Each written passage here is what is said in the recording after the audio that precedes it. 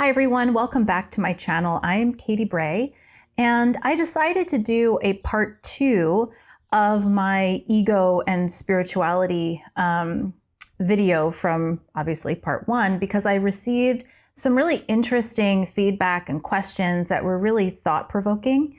One of my favorites was actually a man who has followed or studied A Course in Miracles for a long time. And you know, for some of you, you have probably heard of A Course in Miracles. Possibly you've read it for yourself. If you haven't, then perhaps you have, been a follower or reader of Marianne Williamson, or even more recently, Gabby Bernstein, both of who do a lot of their work from A Course in Miracles, or at least that was really very pivotal in their lives. And so they use a lot of the energy, understanding, interpretations of the world through the lens of A Course in Miracles. And so what the heck am I talking about with ego and spirituality, and what does that have to do with A Course in Miracles? Well, a lot. So a little bit about the sort of feedback that I got is that A Course in Miracles is very much about that. There's the Holy Spirit and then there's the ego. And there really isn't a meeting place for the two of them, that there's not a place where they can meet or come together. And that our main function is in life is really about like forgiveness and being happy. And I think that those are beautiful in certain ways. I remember reading A Course in Miracles many years ago. I did not study it in the way that many people did, because quite honestly, as beautiful as it was, and I really see it as sort of like the Bible, if you will, for the new age, or it has been for a long time. I guess when I was reading it, it's probably about 15 years ago now, what rang true for me personally was that it was also sort of the New Age Bible that is very much the Piscean energy. And so what I mean by the Piscean energy is it was the age of Pisces, where there's a lot of the dualism. It's either or. So it's in the Course in Miracles, it's the ego or it's the Holy Spirit. It's love or it's fear. It's one thing or it's another. And these two things cannot coexist. And I remember hearing at some point, I'm a recovering alcoholic addict. And I remember hearing a long time ago, early in my recovery, someone talking about, I think it's a book called Feel the Fear and Do It Anyway. And I bring that up because to me, that is a beautiful example of what we are now in, the age of Aquarius. We're no longer in the age of Pisces. And so our framework and the way that we see things and work with things has to be different. And so for me, I can be in the experience of fear, but I can have enough courage and take my action based in love. And so for me, I am the meeting place for both fear and love. It's within me that they come together. It is within me that they learn how to dance. And so I feel the same way in my experience when it comes to conversations about having a healthy, balanced ego. That without a healthy, balanced ego, we can kind of, sometimes we don't end up doing much of anything. And the idea of being here specifically for forgiveness and happiness, at a certain level, I think that that's beautiful. And yet this idea of being in perpetual forgiveness or happiness, and happiness is forgiveness as a way of being suggests that there's always something to forgive. It doesn't necessarily foster the place within us, this higher aspect of us that is aware that everything truly does happen for a reason, that there are no mistakes and there are no accidents, and everything is leading us to our mastery. Everything, including us, we are perfect exactly as we are. And what our journey is about is expanding. It's not about judging the parts of us that are hard to be with. It's not about judging our fear or having to forgive everything. It's to me, it's the blending of all aspects of ourselves. I mean, even yoga, the word yoga comes from the word yoke, which is all about yoking, bringing together, the union of. That's why we do yoga. It's to bring the mind, body, spirit together.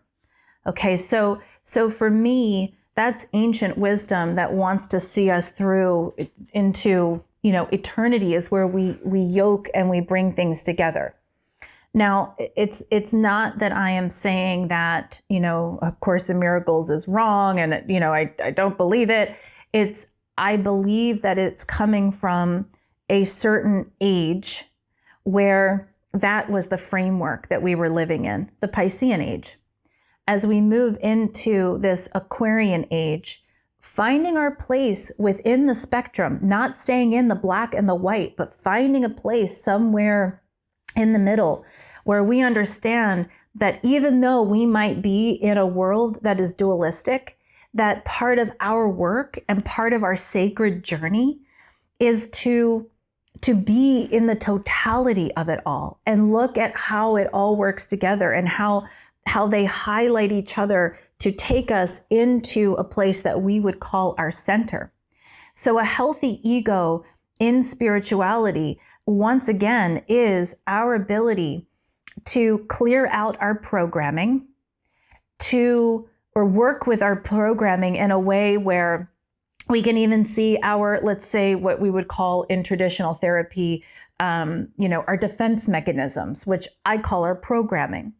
Even those have another side to them where we can mine the gems. And so to me, that's part of that sort of the yoking, the bringing our spirituality into our humanity, allowing our humanity to be an instrument for our spirituality. I feel like without that, we are staying in a very compartmentalized state where we don't want one thing to contaminate the other. And then what I see with that, as someone who can read and interpret energy, I see how much that can fracture people's energy, how much it can create fragments within our energy system, because it sets us up to make one part of us wrong and another part of us right. And so for me, that's sort of devoid from self-acceptance, self-love, the ascended place of understanding the perfection of all. And if we can be really in the perfection of all and take everything as the sacred lesson that it is, then we can ingest it and we can alchemize not just our healthy ego, listening to our intuition. We can alchemize the lessons. We can internalize. We can evolve and grow from a spiritual level to a cellular level. I have found that we get the most access to our own evolution and our expansion when we are willing to really be with all there is and to organize the energy and to sit with the energy and find our highest path. So please comment, share your thoughts, and please understand that I'm not knocking A Course in Miracles. I think there's a lot of beauty to it. I think there's a lot of power to it. I think it's changed millions of lives. And I also think that the call to action, all these years later, from when that book was written, is that we also need to evolve, and the places that we seek for our development need to sort of grow with us. So if let's say you want to pick up A Course in Miracles because now you're curious, maybe you haven't before, read it and look at it through the lens of how do I bring these two aspects, the fear and the love, how do they come together? How do they dance together? For me, a perfect example is I wouldn't know about my courage if I hadn't been in fear. That to me that's an Aquarian kind of energy. That's that being in the spectrum. Fear for me has actually done a lot of beautiful things. Love also does a lot of beautiful things because they point me, when I'm paying attention, to my intuition. They point me to where I can refine myself and be in my intuitive self with my healthy ego, being able to, tend to the earthly practicalities that are needed. So I'd love to hear your thoughts. I'm always interested in deep conversations and other people's thoughts on things. I'm certainly not the end-all be-all of opinions. I just know that when I get comments, like this one person had written on my Facebook Live with the Lights On page, I really loved the interaction. I really appreciated his share. So please share. And if I get enough feedback that's similar, or I really feel compelled, I might just do another video about it. So thank you for tuning in once again. Please feel free to hit the like button, share, subscribe to my channel, and please feel free to leave a comment or a question below.